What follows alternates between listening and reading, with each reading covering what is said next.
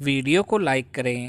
ऐसे ही दवाओं से जुड़े वीडियो देखने के लिए चैनल को सब्सक्राइब करें और नोटिफिकेशन पाने के लिए बेल आइकन दबाकर ऑल नोटिफिकेशन पर क्लिक करें। नमस्कार दोस्तों, आज के वीडियो में हम बात करने वाले हैं सेफिक्जिम प्लस ओफ्लोक्सासिन टेबलेट के बारे में। आज हम जानेंगे कि ये टेबलेट कौन सी कैटेगरी की दवा है, इसके कौन कौन से पॉपुलर ब्रांड नेम मार्केट में आते हैं, इस दवा का उपयोग कहाँ कहाँ किया जाता है, इसके क्या क्या साइड इफ़ेक्ट है, इस दवा को कितनी मात्रा में और कब लेना चाहिए और इस दवा को लेते समय क्या क्या सावधानियां रखनी चाहिए। वीडियो को अंत तक देखें जिससे आपके सारे कंसेप्ट क्लियर हो सके। अगर आप चैनल पर पहली बार आए हैं तो चैनल को सब्सक्राइब कर बेल आइकन अवश्य दबाएं जिससे नई नई जानकारी आपको हमेशा मिलती रहे। तो चलिए यहाँ से आज कुछ नया सीखते हैं।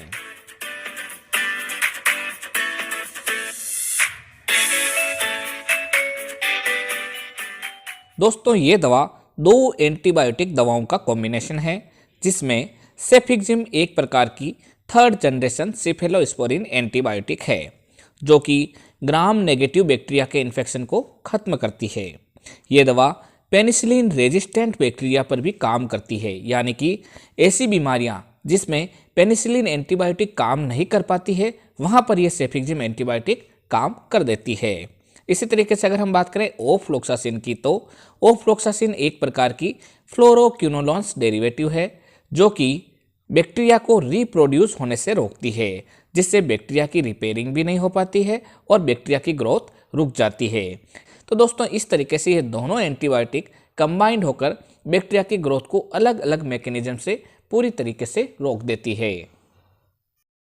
दोस्तों, अगर हम इसके इम्पोर्टेंट ब्रांड नेम देखें तो वो है मैनकाइंड का महासे प्लस, एफडीसी का जिफी ओ, एल्केम लेबोरेटरीज का टेक्सिम ओएफ, सिप्ला लिमिटेड का ओमनिक्स ओ, ग्लेनमार्क का मिलिक्सिम ओ और हेटेरोड्रग्स का हाइफेन प्लस। दोस्तों, ये दवा आपके एरिया वाइज वे डॉक्टर वाइज अलग अलग ब्रांड नेम से मिलेगी। आप इसकी जेनेरिक फॉर्म भी काम में ले सकते हैं। दोस्तों, अगर हम इसके स्ट्रेंथ की बात करें तो ये दवा बच्चों के लिए 100 मिलीग्राम सेफिक्जिम प्लस 100 मिलीग्राम ओफ्लोक्सासिन की स्ट्रेंथ में आती है तथा बड़ों के लिए 200 मिलीग्राम सेफिक्जिम प्लस 200 मिलीग्राम ओफ्लोक्सासिन के कॉम्बिनेशन में आती है, यानी कि इसके कॉम्बिनेशन में दोनों की मात्रा यानी सेफिक्जिम और ओफ्लोक्सासिन की मात्रा बराबर रहती है। अगर हम इसके यूजेज के बारे में बात करें तो इसका उपयोग सभी प्रकार के बैक्टीरियल इन्फेक्शन में किया जाता है। दोस्तों, इसका प्रमुख उपयोग रेस्पिरेटरी इन्फेक्शन व यूरिनरी ट्रैक्ट इन्फेक्शन में किया जाता है। दोस्तों, इसका पहला उपयोग है न्यूमोनिया में। न्यूमोनिया के अंदर मरीज के फेफड़े में फ्लूइड या पानी इकट्ठा हो जाता है जिससे कि मरीज को सांस लेने में दिक्कत होती है। इसके साथ ही मरीज की छाती में हल्का हल्का दर्द रहता है। दोस्तों, ये बीमारी ज़्यादातर बच्चों व बूढ़ों में देखने को मिलती है और ऐसी कंडीशन में भी डॉक्टर सेफिक्जिम प्लस ओफ्लोक्सासिन को प्रेस्क्राइब करते हैं। दोस्तों, इसका अगला उपयोग है ब्रोंकाइटिस में। ब्रोंकाइटिस के अंदर हैकिंग कफ की शिकायत रहती है। मरीज की छाती में भारीपन रहेगा, यानी कि टाइटनेस इन चेस्ट रहेगी। साथ ही मरीज को सांस लेने में तकलीफ रहती है, उसको हल्का सा बुखार और ठंड लगेगी। दोस्तों, ब्रोंकाइटिस के अंदर मरीज को फीलिंग ऑफ फुलनेस रहती है, यानी कि उसे लगेगा कि मेरा पेट भरा भरा है, जबकि निमोनिया के अंदर मरीज को जी मचलाना व उल्टी होना जैसे लक्षण रहते हैं। तो दोस्तों, ऐसी कंडीशन में भी डॉक्टर द्वारा ओफ्लोक्सासिन और सेफिक्जिम का कॉम्बिनेशन प्रेस्क्राइब किया जाता है। दोस्तों, इसका अगला उपयोग है टाइफाइड फीवर के ट्रीटमेंट में। टाइफाइड फीवर साल्मोनेला टाइफी से होने वाली एक बीमारी है जो कि कंटामिनेटेड फूड और वाटर की वजह से होती है। इसके अंदर जीभ के ऊपर सफ़ेद कोटिंग हो जाती है, लिवर और स्प्लीन एनलार्ज हो जाते हैं, साथ ही बॉडी के ऊपर रेसेज आ जाते हैं और इंटेस्टाइन में अल्सर्स हो जाते हैं। दोस्तों, टाइफाइड फीवर को ठीक करने के लिए भी डॉक्टर द्वारा सेफिक्जिम प्लस ओफ्लोक्सासिन को प्रेस्क्राइब किया जाता है। दोस्तों, यूटीआई की बात करें तो इसका अगला उपयोग है क्लेमाइडिया इन्फेक्शन में। ये एक प्रकार की रिप्रोडक्टिव ऑर्गन सिस्टम की बीमारी है जो कि पुरुषों व महिलाओं दोनों में ही हो सकती है। अगर ये बीमारी पुरुषों में होती है तो उनके टेस्टिस में इन्फ्लेमेशन हो जाता है, जिससे टेस्टिस में सूजन हो जाती है, दर्द होता है व जलन महसूस होती है। अगर ये महिलाओं में होती है तो उनमें वेजाइनल डिस्चार्ज की शिकायत मिलती है, पेशाब में जलन व पेशाब करते समय दर्द भी रहता है। तो ऐसी कंडीशन में भी डॉक्टर द्वारा सेफिक्सिम प्लस ऑफ्लोक्सासिन टेबलेट को प्रेस्क्राइब किया जाता है। दोस्तों, इसका उपयोग गोनोरिया डिजीज में भी किया जाता है।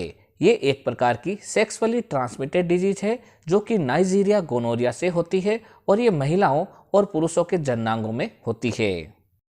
इसके अलावा दोस्तों, इसका उपयोग पेल्विक इन्फ्लेमेटरी डिजीज में भी किया जाता है, जिसे हम PID भी कहते हैं। PID एक महिलाओं में होने वाली बीमारी है जिसमें यूटेरस, ओवरी और फेलोपियन ट्यूब में इन्फ्लेमेशन हो जाता है, जिससे कि महिलाओं के एब्डोमेन में स्वेलिंग हो जाती है, यूटेराइन पेन होता है और वेजाइनल ब्लीडिंग रहती है। तो ऐसे समय में भी डॉक्टर द्वारा इस दवा को प्रेस्क्राइब किया जाता है।